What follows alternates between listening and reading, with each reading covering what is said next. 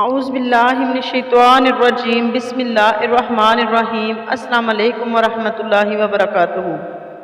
قرآن وظائف چینل پر تمام ناظرین کو خوش آمدید۔ امید ہے آپ سب خیریت و عافیت سے ہوں گے۔ دعا ہے اللہ رب العزت آپ کی زندگی میں خوشیوں اور رحمتوں اور برکتوں کی بارش عطا فرمائے۔ ناظرین، آج آپ کی خدمت میں پیش ہے بنی اسرائیل کے 99 افراد کے قاتل کی توبہ۔ بخاری و مسلم میں بنی اسرائیل کے ایک قاتل کا واقعہ نقل کیا گیا ہے۔ حضور اکرم صلی اللہ علیہ وسلم نے اللہ کی یہاں توبہ کی قبولیت سے متعلق صحابہ کرام رضوان اللہ علیہم اجمعین کے سامنے بنی اسرائیل کے ایک قاتل کا نہایت خوبصورت اور ایمان افروز واقعہ بیان فرمایا کہ بنی اسرائیل میں ایک شخص چوری، ڈکیتی اور قتل میں بہت مشہور تھا اور نہایت معمولی بات پر کسی کو قتل کر دیتا تھا۔ ہوتے ہوتے اس کے ہاتھ سے 99 افراد کا قتل ہو چکا۔ اس کے بعد اس کے دل میں احساس پیدا ہوا کہ مجھے بھی تو اللہ کے یہاں جانا ہے۔ چنانچہ یہ فکر بڑھتا رہا اور لوگوں سے معلومات کرتے ہوئے سرگرداں پھرنے لگا کہ کیا میری توبہ قبول ہو سکتی ہے یا نہیں۔ کسی عالم شخص سے ملاقات کی فکر ہوئی کہ معلوم کیا جائے کہ ایسے شخص کی توبہ قبول ہو سکتی ہے یا نہیں۔ لوگوں نے ایک عابد شخص کے پاس جانے کا مشورہ دیا۔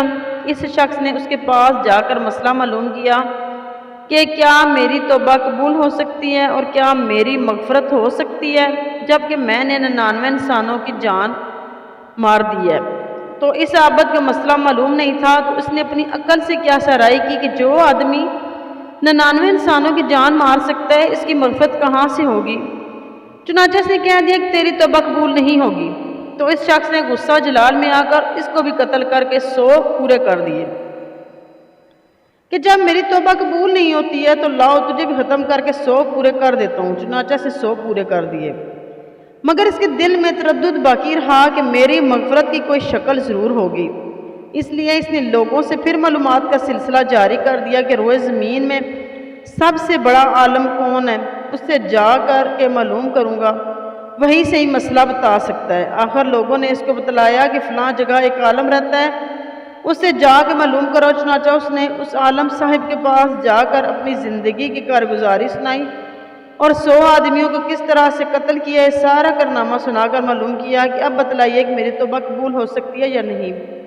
کیا اللہ کے یہاں مجھے جیسے گناہگار کے لیے بھی مغفرت کا کوئی خانہ ہے؟ تو اس عالم صاحب کو چونکہ علم تھا تو اس نے بتلایا کہ تیرے گناہ معاف کرنے میں اللہ کے یہاں کیا رکاوٹ ہے۔ اللہ کی رحمت کا سمندر تجھ جیسے گناہگاروں کے گناہوں سے بہت بڑا اور بہت وسیع ہے۔ چنانچہ اس عالم صاحب نے مشورہ دیا کہ تم فلاں جگہ سفر کر کے جاؤ، وہاں کچھ اللہ کے بندے رہتے ہیں، ان کا مشغلہ صرف اللہ کی عبادت ہے، ان کے ساتھ مل کر اللہ کی عبادت کرو اور نادم ہو کر اپنے گناہوں کی معافی مانگو، انشاءاللہ تعالیٰ تمہاری مغفرت ضرور ہوگی۔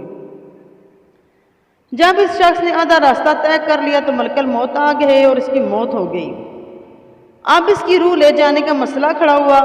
آسمانوں سے رحمت کے فرشتے بھی آئے اور عذاب کے فرشتے بھی۔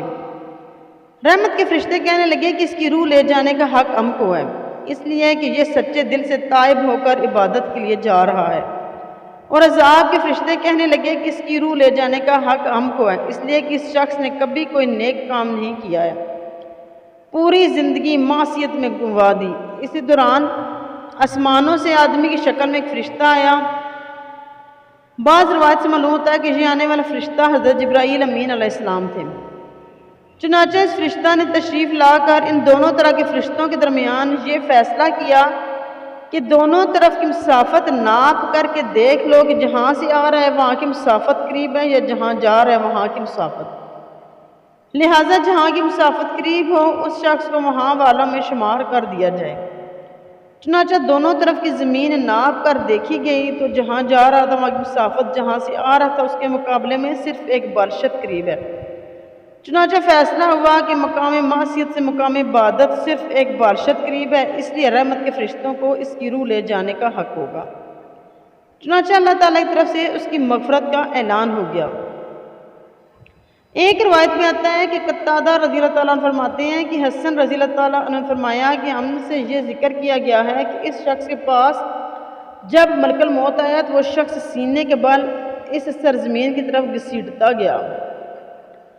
حدیث قدسی میں آیا ہے کہ میں اپنے بندے کے ساتھ اس کے گمان کے مطابق ہوتا ہوں، اور وہ مجھے جہاں بھی یاد کرے میں اس کے ساتھ ہوں۔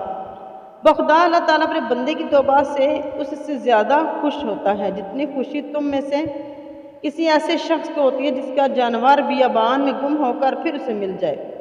اور جو شخص ایک بالشت میری طرف آتا ہے میں ایک ہاتھ اس کے قریب ہو جاتا ہوں، اور جو شخص ایک ہاتھ میرے قریب آتا ہے میں اس کے ایک بازو پھیلاتے ہوئے دونوں ہاتھوں کے درمیان کی مسافت قریب ہو جاتا ہوں، اور جب میری طرف چل کر آتا ہے تو میں اس کی طرف دوڑ کر آتا ہوں۔ اس واقعے سے معلوم ہوا کہ انسان جب بھی سچے دل کے ساتھ توبہ کرے گا تو اللہ تعالیٰ ضرور قبول فرمائیں گے انشاءاللہ تعالیٰ۔ یہ واقعہ خصوصاً ان حضرات کے لیے حوصلہ افزائی اور معاونت کا سبب ہے جو کہ بڑے بڑے گناہ کر کے اب مایوسی کی زندگی گزار رہے ہیں، کیونکہ شیطان انہیں مایوس کرتا ہے۔ بہرحال گناہ گاروں کو شیطان کی باتوں میں آ کر مایوس نہیں ہونا چاہیے، بلکہ اللہ کی رحمت سے اچھی امید رکھ کر سچی توبہ کے ذریعے اپنے آپ کو پاک و صاف کر لینا چاہیے۔ اللہ تعالیٰ ہم سب کو عمل کرنے کی توفیق عطا فرمائے، آمین یا رب العالمین۔ ناظرین، اگر آپ نے ہمارے چینل کو سبسکرائب نہیں کیا تو ہمارے چینل کو سبسکرائب کر دیں، ساتھ ہی بیل آئیکن کو پریس کر دیں تاکہ میرے نئی آنے والی نوٹیفیکیشن آپ کو جلد سے جلد مل سکے۔ اللہ حافظ۔